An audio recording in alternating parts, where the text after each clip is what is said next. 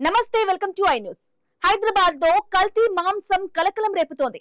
మీరు మటన్ కొనుగోలు చేస్తున్నామనుకుంటే నిజంగా అదే మటనా లేక మరో మాంసాన్ని కలిపి విక్రయిస్తున్నారా?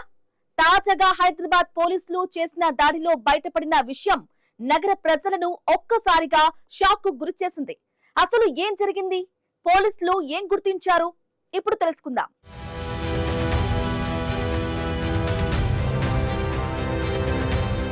హైదరాబాద్లోని మల్లేపల్లి ప్రాంతంలో ఉన్న ఓ మాంసం దుకాణంపై హెచ్ ఫాస్ట్ బృందం స్థానిక పోలీసులతో కలిసి ఆకస్మిక తనిఖీలు నిర్వహించింది. అందిన సమాచారం మేరకు దాడి చేసిన అధికారులు అక్కడ సుమారు 50 కిలోల అనుమానాస్పద మాంసాన్ని స్వాధీనం చేసుకున్నారు. ప్రాథమిక తనిఖీలలో మటన్గా విక్రయిస్తున్న మాంసంలో బీఫ్ కలిపినట్లు అధికారులు అనుమానిస్తున్నారు. అయితే ఇది తుది నిర్ధారణ కాదు. అసలు ఏ మాంసమో నిర్ధారించేందుకు నమూనాలను సేకరించి ఫోరెన్సిక్ ల్యాబ్కు పంపించారు.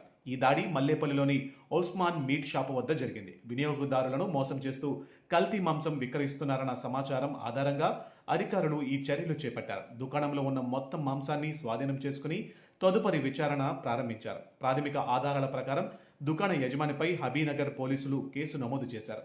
ఈ కల్తీ వ్యాపారం ఎంతకాలంగా కొనసాగుతుంది? మరెవరైనా ఇందులో ఉన్నారా?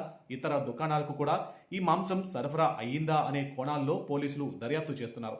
ఈ ఘటన మరోసారి ఆహార భద్రతపై ప్రశ్నలు లేవనెత్తింది. నిపుణుల సూచనల ప్రకారం వినియోగదారులు ఎప్పుడూ లైసెన్స్ ఉన్న దుకాణాల నుంచే మాంసం కొనుగోలు చేయాలని, అనుమానాస్పదంగా అనిపిస్తే వెంటనే సంబంధిత అధికారులకు ఫిర్యాదు చేయాలని సూచిస్తున్నారు.